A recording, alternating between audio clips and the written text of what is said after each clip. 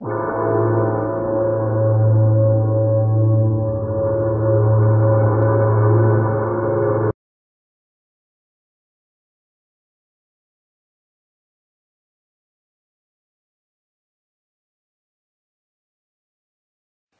procedures provide that a hearing shall not exceed 1 hour. Time shall be divided evenly between the requester and the commission, and each party may make an oral or written statement of the case. The commission's representative shall proceed first, and it is provided that the staff representative or deputy attorney general be limited to initial statement of up to 20 minutes. Second, the requester also has the opportunity to provide their case, and that shall be limited to 20 minutes. The rebuttal from the staff, from the Deputy Attorney General, shall be limited to 10 minutes, and the rebuttal of the requester and/or his legal counsel shall be limited to 10 minutes. Commission staff bears the burden of proving his or her case by preponderance of the evidence. Prior to this fight, CSAC Inspector James Russell, Mike Guzman, collected a specimen from Mr. Shlemenko. That specimen was then delivered to the UCLA laboratories for a testing for drugs or steroids. The evidence will show that pursuant to Rule 303, a specimen must be obtained from the fighter either before or after the fight, and it is a specimen. There is no requirement under CSAC Rule 303 for an A and B sample. I will be presenting three witnesses today. First, we're going to hear from Jim Russell to tell you how he acquired and took that specimen according to proper procedure. And he passed that specimen on to Mike Guzman, the Chief Inspector for the California State Athletic Commission. That specimen was then mailed by FedEx to the UCLA laboratories where Dr. Butch and his staff properly inventoried it and tested it. And it remained in UCLA Olympic laboratories. Thank you, and I'd like to thank the Commission. I understand you've received all the paper. I know it's a lot of paper. I hope you've had an opportunity to review it. We've spent no, you have not? We just got it. Yeah. No, it was sent to us. It was sent to you by email. Okay. I mean, we spent a fair amount of time, I think, both sides putting this together. It's a fairly lengthy explanation of our case. There's a fairly lengthy expert report that we submitted. At a minimum, I would hope that the Commission would carefully review that before deciding this case. Otherwise, it's kind of pointless to go through the trouble of preparing it, particularly when we have time limitations on a case like this. Let me clarify that we received this at least a week ago. Okay, yes. Thank you. Let me start just with a procedural issue. If you look at the first time we hear about this 3-year fine or 3-year sanction that's being requested is 5 days ago. It's not in any letter. It's not in any notice violation. We would submit that it's procedurally improper. It violates any fundamental notion of due process. It should be dismissed out of hand at the beginning. If it's not, I'll address it at the end, given the limited time. It's a bit unfortunate, but it seems fairly vengeful for the Commission to, in response to an athlete contesting a sanction, to increase the sanction more than threefold 5 days before a hearing and to never do it in the proper format. So we would submit that that's improper. Shouldn't even be considered. One other issue that I wanted to address is, we received their pre-hearing brief. I'll call it a pre-hearing brief, even though it's called an appeal brief 5 days ago. There's a statement in that brief at page 5. They make the following claim, that CSAC has operated for years in compliance with Rule 303 by providing one specimen to a laboratory utilized by the Commission for the testing of banned substances.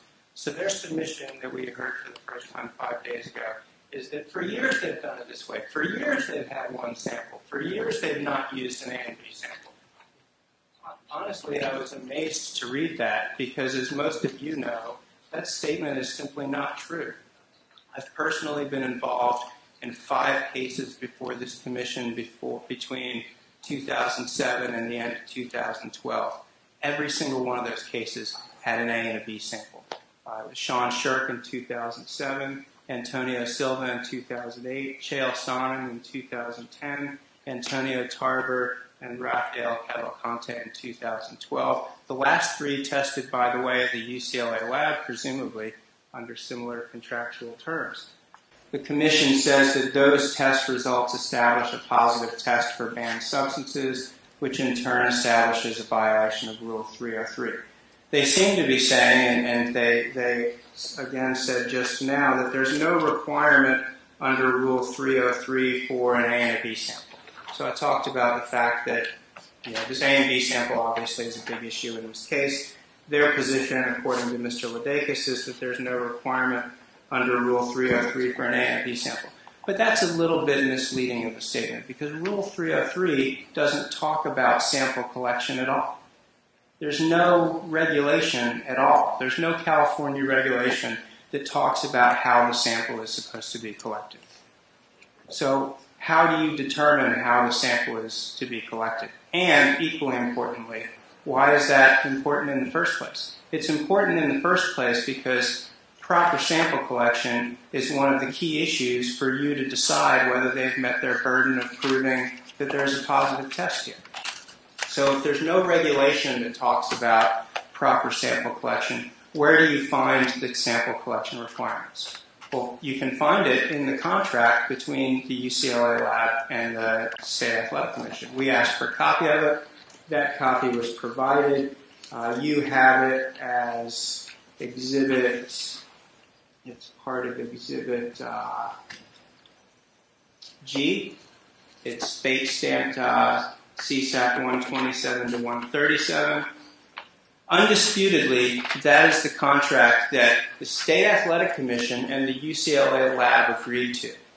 And so that agreement on the sample collection side is as follows. It's quite clear that the State Athletic Commission violated the terms of the contract. They violated their agreed sample collection procedures, and by doing so, they made it impossible for the UCLA lab to comply with its contractually agreed testing. It's the only procedural protection that an athlete has. Mr. Jake, in the interest of time, perhaps we should start hearing from these experts. Okay. I think you've made your point. How much time did he use of my case in chief? There's probably 3 minutes left. It was 15-minute opening. Yes. It shouldn't come off my time. Well, I'm going to give you No, it's not off your time. I'm giving you your time. I mean, you're asking for a 3-year sanction and a $10,000 fine. I would hope that we would be allowed to present our case, particularly when certain allegations were made for the first time 5 days ago. You are absolutely, in the interest of time, please get to your Thank you. your conclusion, your witnesses. I will. Very quickly. Excuse me, just a bit. Shouldn't they have gone first? I don't understand why they're going first and unlimited time. Something's wrong. Well, I'm limiting the time. Well, first of all, they are within their time limit, and Mr. Ladakis just chose to provide 3 minutes, but of course he's entitled to a complete 20 minutes. The Commission has the burden of proof. The Commission should really go first. My understanding is but this isn't appeal. he's still doing his opening. Yeah, I am still doing my There's no presentation of evidence. But you should be going first. Okay, But I'm allowed to do my opening before the witnesses start, which I would be done in 40 sir, can you seconds. respond, please? Okay. I've got this. Let's let them finish. Then it's going to be your turn. You're going to have more than enough time. Let's please wrap it up. Okay, I'll wrap it up That's in my 30 second seconds time. or Last less. time asking you. Okay. So we say no violence. Witness Inspector James Russell, please. Mr. Russell, please introduce yourself and your title, et cetera, et cetera. James Russell, I'm an inspector with the State Athletic Commission, have been for 7 Do you receive any training from the State Athletic Commission as to proper urine specimen collection procedures? Yes. Did that training include a review of the SAMHSA mandatory guidelines for federal workplace drug testing? Not specifically that I saw in writing, but it's presented at training by other people. Are you familiar with the SAMHSA mandatory guidelines for workplace drug testing? I am not. Okay. Mr. Goodman, your name and your title, and et cetera, please. My name is Mike Guzman. I've been an athletic athletic inspector since 1989. This is a chain of custody report that you filled out on February 13th, correct? Yes. And it was completed on February 14th when you dropped it off at FedEx? That's correct. Okay, and so this shows all of the samples that were collected by the State Athletic Commission at the Bellator MMA event on February 13th? Yes, sir. And it shows 5 samples, correct? Numbers 7731, W005, 0493, 1937, and 3027, correct? That's correct. It also shows that there's a whiteout, what looks like a whiteout on the top line. Do you see that? Yes, sir. Do you know what that is? No, at the time, no, I don't. Okay. Do you know what the SAMHSA guidelines for sample collection say about the use of whiteout? No, sir. So, according to this document, there were 5 samples that were delivered from the Bellator event, sealed to FedEx at 4:55 p.m. on February 14th, correct? That's correct. And those 5... My name is Anthony Butch. I'm the director of the Olympic Analytical Lab. Thank you. Yeah. UCLA testing lab WADA certified. Yes, we are WADA accredited. And what does that mean? That means that being a WADA accredited laboratory, we have to follow all the rules and regulations set forth to us by WADA. That also includes, as Mr. Jacobs has pointed out, the international standards for laboratories. We have to follow those rules. There's also a lot of technical documents we have to follow that indicate exactly how to perform the testing. And we're also part of their proficiency testing program, that if you don't get compounds right, you can lose your accreditation. As the contract is Exhibit G, correct? In Exhibit G, pages CSAP 127 to 137. That is correct. And so would you agree that that contract sets forth the terms by which the parties agreed to sample collection? Yes. And would you also agree that this contract provides the terms that the parties agreed to as far as testing? Dr. Butch, it occurs to me, since, again, we're not in a court of law, that if you don't feel comfortable answering questions and you're not an attorney, then I would say that you're not comfortable answering them. Okay. Please don't feel badgered.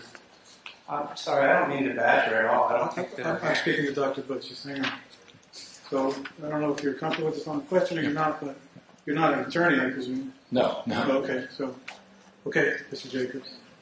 So typically what happens in a case like this, we have a dialogue with our testing authority and ask them, based on what we're receiving, if it's somewhat different from what the contract is, whether they're okay. Is that in writing somewhere? Is that in writing somewhere? No. Collection and shipment. Can you read the first sentence out loud? Which is the whole paragraph, okay. All specimens collected by the CSAC personnel shall be performed according to the most recent version of the mandatory guidelines for federal workplace drug testing programs, including chain of custody procedures to ensure that no specimen can be adulterated, substituted, or diluted during the collection procedure, and that all specimens can be positively identified as belonging to the donors that provided them. And those guidelines that are referred to in that sentence that you just read require the collection of a split sample, correct? The SAMHSA guidelines, that is correct. Yeah. And a split sample means taking the collection, the urine specimen, and dividing it into an A sample and a B sample, right? Correct. This is the external chain of custody document that I asked. This is the first time I've seen this. Okay, so this would not have been received by you as part of the incoming documentation? I don't believe so. Okay. But you see that this shows, and you heard Mr. Guzman say that there were 5 samples sent, correct? Yes. Okay, go on to page 29, CSAC 29. There's an item that's circled, not by me, by someone else. Yes. Before I got it. That circled item is the the CSAC shipment that was received on February 18, 2015 at 9:14 a.m., correct? That's correct. And to speed things along, I'll just represent that the air bill number there matches the one that we looked at before with Mr. Guzman. Then if you go to page 30, CSAC 30, the next page, this is the intake document from UCLA Lab assigning UCLA code 8EF to the samples that were received from CSAC that we were just looking at on the previous page, right? Correct.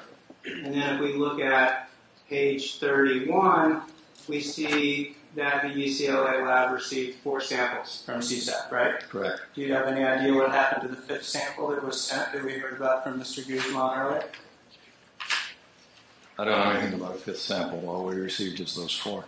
Okay. Commissioner Farson, is that? Yeah, I agree with you on this, that no offense to attorneys, but you know how I feel about attorneys. You know, A lot of us. you That's why they can set you go between on us. and on and on. Introduce yourself and quickly your credential. Sure, I'm Paul Scott. I am the president of Scott Analytics. We've been providing anti-doping services to a number of private clients in the Olympic and non-Olympic sports movement for, since May of 2008. I'll leave it at that. The rest of it's in the report. So let's hang on there. Okay, commissioners, let's please start asking questions. And is anybody there? Dr. Bush? I have a question. Sir, are you getting paid for your time here today? I am. And you also got paid for reviewing documents and writing your, I guess, joint report? I am not individually. To the extent that your details matter, I've charged a flat fee to assist with the. And what was that fee? Well, $1,500. Okay. Thank you. Do you have any reason to believe the sample tested in this case, the isotope was inaccurate? I have no problem with the results from the tests that were provided. The only reason to object to this test is the lack of the B sample. And what, in your opinion, the purpose of the B sample is to ensure the accuracy of, if you had the A sample? It has a number of purposes depending on what the client's desires are, the client being the testing authority. But I can tell you from my personal experience in both as part of the UCLA laboratory and then subsequent, as a person who observes the samples, we've had not many, but several cases where a B did not confirm the A. So the purpose of the B is essentially a protection for the athlete or the subject, if it's not an athlete, to ensure that the testing is. Mr. Foster has been perhaps unfairly quiet all day. This matter of the B sample was a big part of the brief that you sent us that we could review. Explain to us your view on this, Andy, please, how you perceive it, and put it in context for us so we can all understand it. Thank you, Mr. Chairman. Mr. Foster, could you simply agree to affirm to be able to tell the truth, the whole truth, nothing but the truth? Yes. Thank you. Thank you, Mr. Chairman. We've heard some discussion about the B sample today. There's more of a practical reason is why the inspectors don't always split urine in the back room. And locker rooms can be hectic. There's a lot of things going on. We have the case that you saw that Mr. Guzman carries. The split sample, it's difficult in the back room when all that stuff is going on to have our inspectors be pouring vials of urine. It's not impossible, but we'll need, it's just logistically tough. And then we put it into the box. We'll need 2 boxes. But to get to your question, though, Mr. Chairman, the Commission's rules don't require us to split sample. Rule 303 is very clear. It says a specimen, not specimens. And so I've been to those back rooms a lot. People in and out. I mean, it's not controlled. And so that's basically what you're telling us, in addition to the fact that we're not required to do it. That's correct. Okay. Thank you. I think that hopefully clarifies the issue. I don't know if Mr. Viggs want to add anything. I'd just like to add, if that stuff gets spilled, we now have a biohazard. Right. It just creates a lot of disease control, and I think the CSAC is doing it for purposes of simplicity. One specimen, one lid, good to go. Now you got to stand there and pour it. You miss it, you spill it. It's just, and you realize you folks have about every week. You got 20 fighters. I mean, you're going to become a receptacle for urine. It's ridiculous. It's just quicker, and the way I understand it is it's just more practical. A lot of jurisdictions that do these types of testing. Right. Substance test, right? In your estimation, what percentage require a B sample? I won't say almost all, but it's a very high percentage. I mean, especially when you're talking inside sport and outside of some internal programs, all of the sporting bodies require a split specimen. And what do you think would be the reason why some entities do not require a B sample? Economics. I'm asked daily to do interviews and make appearances. Я использую эту возможность, чтобы донести до детей свои жизненные принципы. Embracing this responsibility, I have used my fame to preach my life principles. Основной из них – жить трезво, не употреблять наркотики, алкоголь, табак. My main life motto is to be clean, chemical-free and sober. Я ни разу в жизни не употреблял алкоголь или наркотики. I've never consumed a drop of alcohol or any recreational drugs in my life. Никогда не курил. I never smoked. Я употребляю в пищу только органические продукты. I only buy organic food. Я не употребляю продукты, содержащие ГМО. I don't consume GMO products. Я даже придерживался строгой вегетарианской диеты почти год, поскольку не хотел употреблять гормоны и стероиды, которые используются в откормке животных. I even ate a strictly vegan diet for over a year because of the chemicals and steroids that are given to animals. Мне пришлось прекратить эту диету из-за того, что у меня стал сильно падать вес и мышечная масса. But I had to stop because I had trouble with weight and muscle. Я не употребляю аптечных лекарств, антибиотиков, поскольку считаю, что содержащиеся в них химические элементы вредны для организма. I don't use any pharmacy drugs, antibiotics, etc. because I think that these are chemical elements that harm human body. Я предпочитаю, чтобы моя иммунная система сама справлялась с заболеванием. I prefer that my immune system and natural herbs take care of any illness if I ever get any. Я много работаю с детьми, провожу большое количество лекций, семинаров в школах, интернатах, работаю с детьми-инвалидами, рассказываю им о вреде алкоголя и наркотиков и о ведении здорового образа жизни. I do a lot of work with young kids, doing seminars, lectures at high schools and schools with handicapped kids, where I speak to them about not consuming alcohol or drugs and about staying healthy. Сейчас наше правительство проводит кампанию против алкоголя. Реклама продуктов запрещена по ТВ и в интернете. И я являюсь одним из активных участников этой кампании. Our government has a campaign against drugs and alcohol, banning advertising on TV and internet, and I'm one of the celebrity spokesmen for this campaign. Частью моей работы также является пропаганда чистого спорта против использования допинга. As a part of my effort, I always speak against using performance-enhancing drugs in sports. Я всегда являлся сторонником строгих методик тестирования использования подобных препаратов. And I have always supported the most strict measures for testing against them. Я всегда говорил, что хочу быть примером чистого спортсмена, что я всегда готов, чтобы меня в любое время подвергли любому тестированию, а свои выступления в клетке я хочу показать, что можно добиваться высочайших результатов, не используя запрещенных препаратов. Everywhere, I always say that I want to be a role model for clean athlete, that I am always ready to get tested, and by my performances in the cage, I want to prove that clean fighter can achieve top results. Вследствие этого для меня стало шоком чтение статьи на сайте mmajanki.com, где говорилось о том, что я не прошел тестирование на допинг после моего боя 13 февраля 2015 года. Because of that, it came as a huge shock for me when I saw an article on MMA.com stating that I did not pass the PED test after my bout on February 13, 2015. Я до сих пор убежден, что это следствие серьезной ошибки, поскольку я знаю, что никогда не употреблял каких-либо запрещенных веществ. I was and I'm still confident that it was a huge mistake because I know that I never used any kind of performance-enhancing drugs. В процессе данного слушания это было еще раз подтверждено фактами. This has been reinforced as I clear the facts of this proceeding. Я выступал в Штатах 16 раз, каждый раз подвергался тестированию до и после боя. I fought in the US 16 times. I've been tested before or after every fight, and I never had any doubt prior to my testing or after one.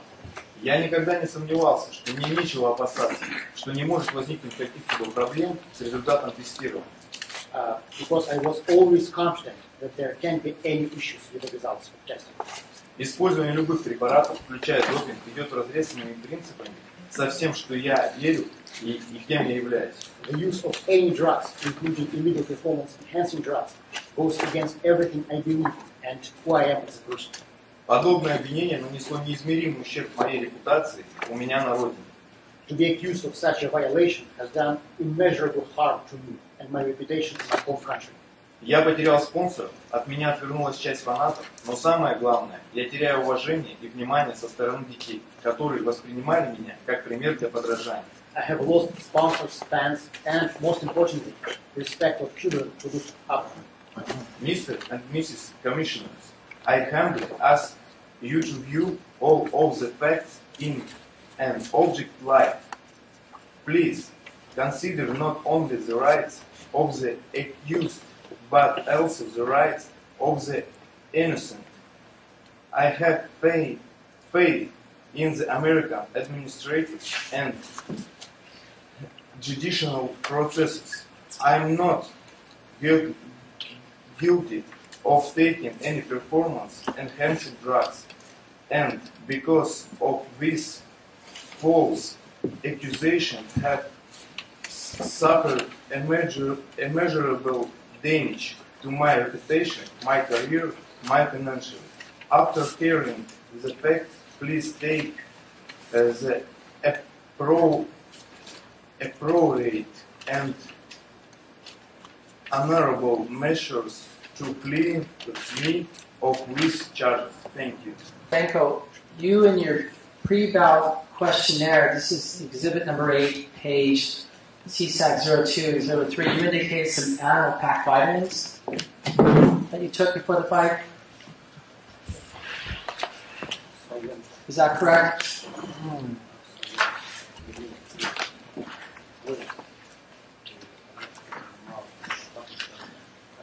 Yes, that.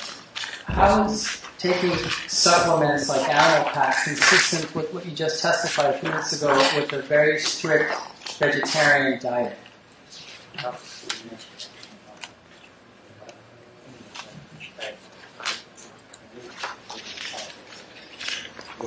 Теперь я не вегетарианец.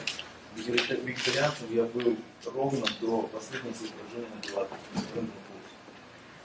I wasn't doing the vegetarian diet prior to this fight. I stopped my vegetarian diet after my previous fight to Brandon Halter. The video that we showed earlier today, that was you, and you did a spinning back fist knockout. Is that correct?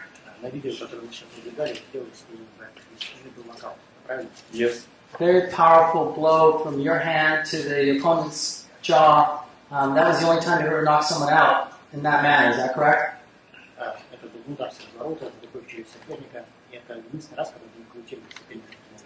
Нет, не единственный. No, it was not the only time. In the future, you fight and you end up losing again, and then you find out that your opponent tests positive for controlled substance. How would you feel?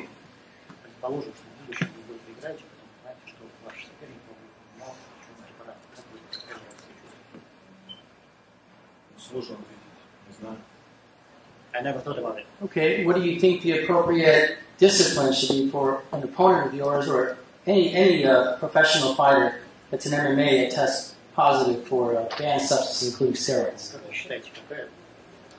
Is that really an appropriate question? I mean, I know this isn't a court, but You can answer it or not answer it, it's up to him. Sorry, could you please repeat the question?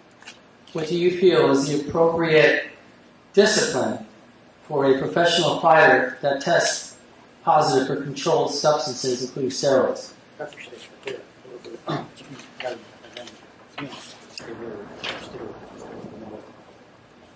стероиды? Я не думаю. I don't know. I don't think about it. Thank you. I have no further questions. So are you telling us today that you deny having taken any kind of steroids or hormones before this fight?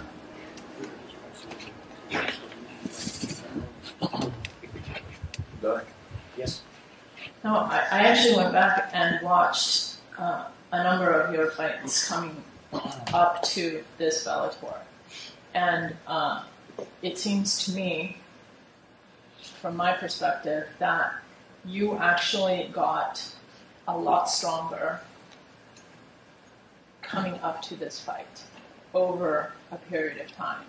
And Manhop is not a weak or slouchy fighter, and you really knocked him out. And you seem to have gotten much stronger coming up to this particular fight. How do you explain that? Я посмотрел целый ряд ваших боев, до этого боя мне казалось, что в этом бою вы были гораздо сильнее, чем в предыдущих боях. Но Манкув это сильный боец, не слабый, далеко, но вы его действительно крутили. Как вы можете это объяснить? Четкий геймплан на бой, первое. И второе, он подходит мне по стилю. Я ударник, он ударник. Мой ударный стиль оказался лучше. He is a perfect opponent for me style-wise. He's a striker, I'm a striker. That's the first thing. And my striking was obviously better this fight. And, Sorry, I didn't hear that last sentence. Oh, Mike doesn't work. First thing is that he is a perfect opponent for me style-wise. I am a striker and he's a striker. And in this particular fight, obviously my striking was better. And also, for this fight, I have what I could call a perfect game plan, which I managed to fulfill, and that's why I won. Можно еще? И если посмотреть мою карьеру, то из всех поражений следует, что у меня были проблемы именно с борцами, а не с ударами. And if you take a look at my whole career, you could see that I always have had problems with wrestlers, with the MMA fighters, with the wrestling base, not with the strikers. That doesn't really answer my question.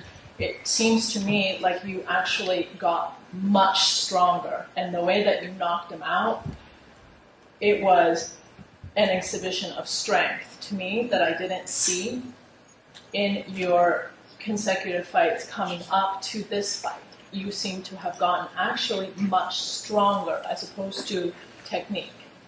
Вы ответили на мой вопрос. Я говорю, что в этом бою вы стали гораздо физически сильнее.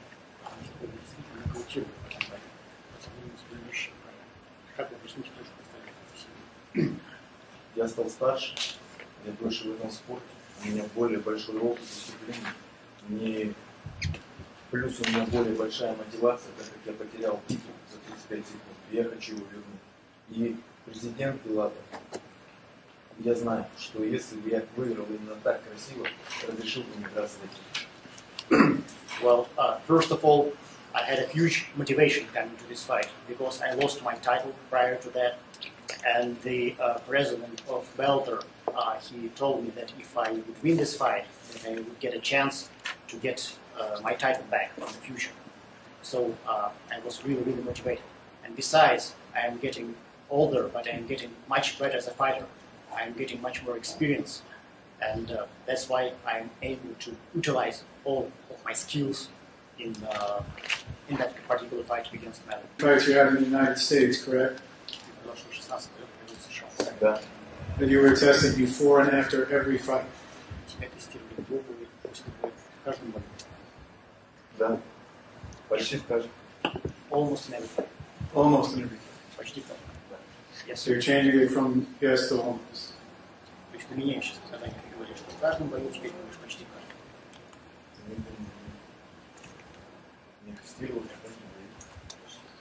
No, I was tested in every fight. Before and after. Before, twice before, after. That's what he said when he made his statement. I'm just asking for clarification.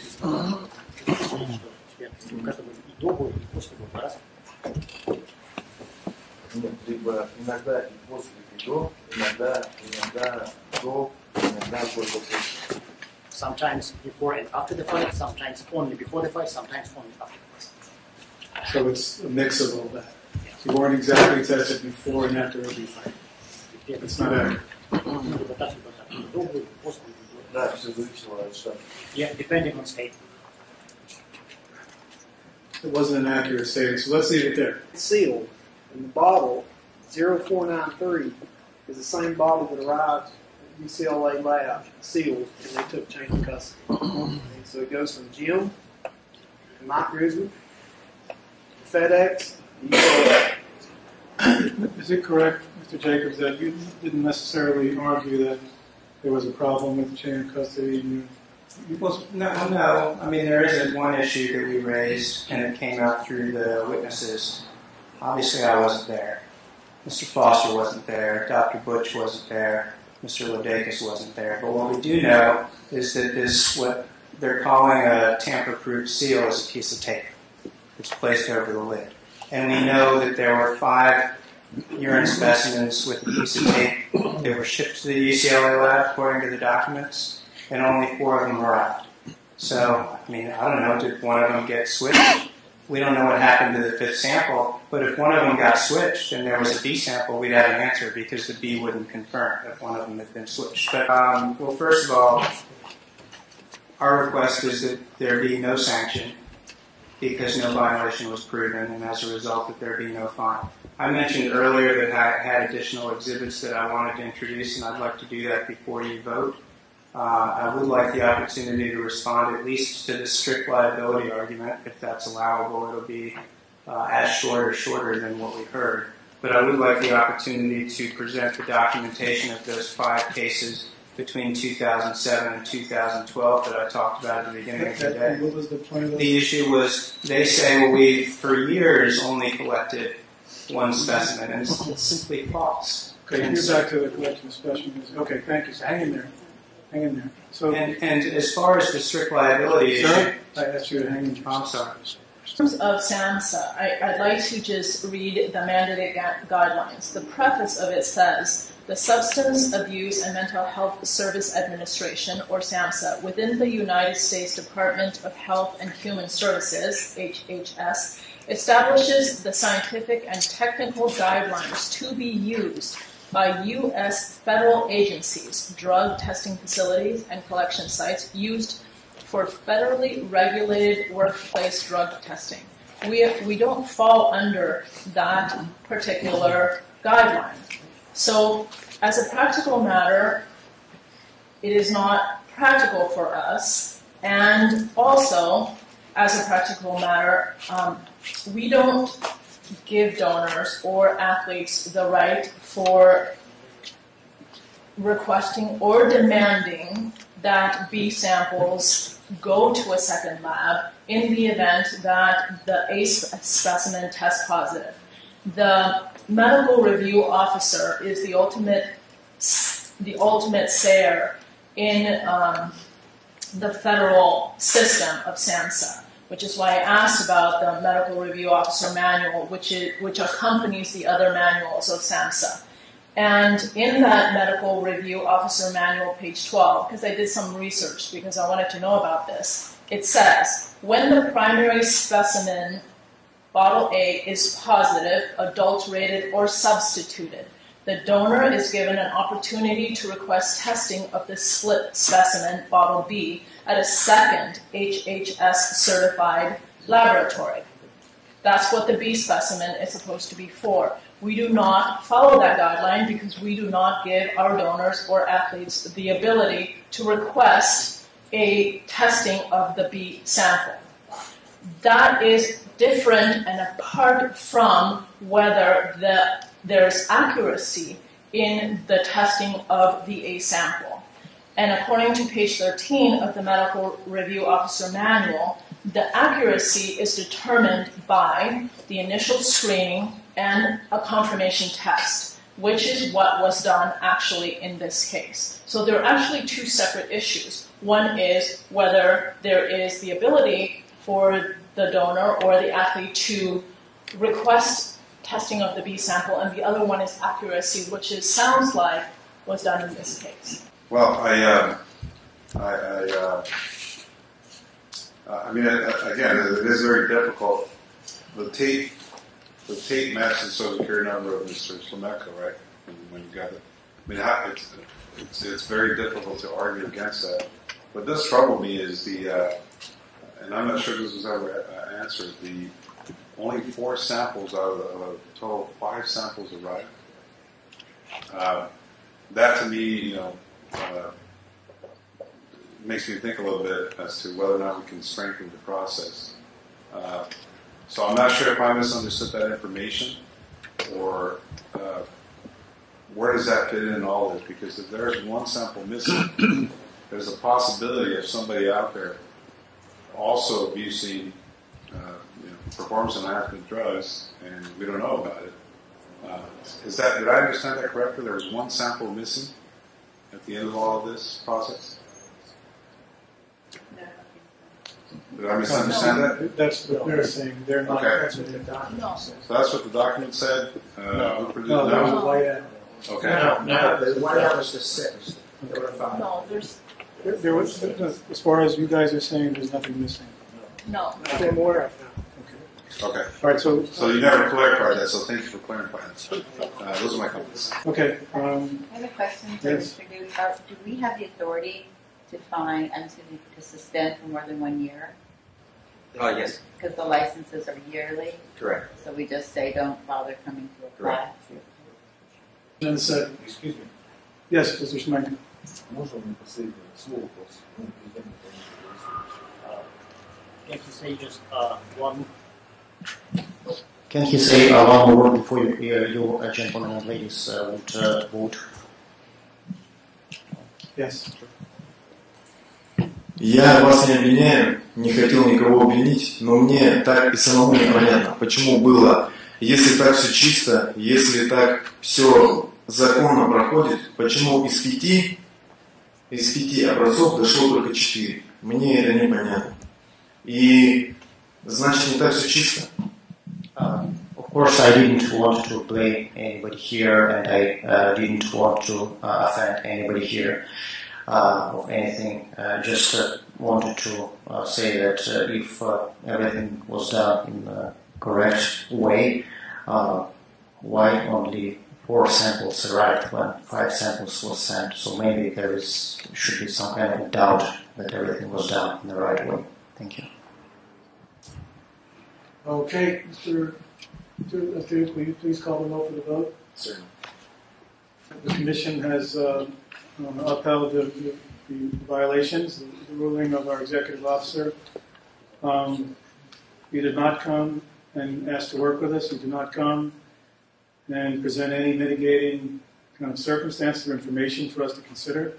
Chose to have an attorney come and lay down a bunch of conclusions and accusations and propositions on processes and missing samples. Perhaps it may not have been the best, and I'm giving you my just objective analysis right now, subjective analysis, best way to approach this body. You certainly have your rights in the courts of law. I wish you all the best. I want to say this to you, though. 50-to-1 ratio is something extremely serious. As a matter of fact, what occurred to me when I first heard that is, when is it assault? When is it no longer a competition? When is it an assault on the other fighter? Just think about that.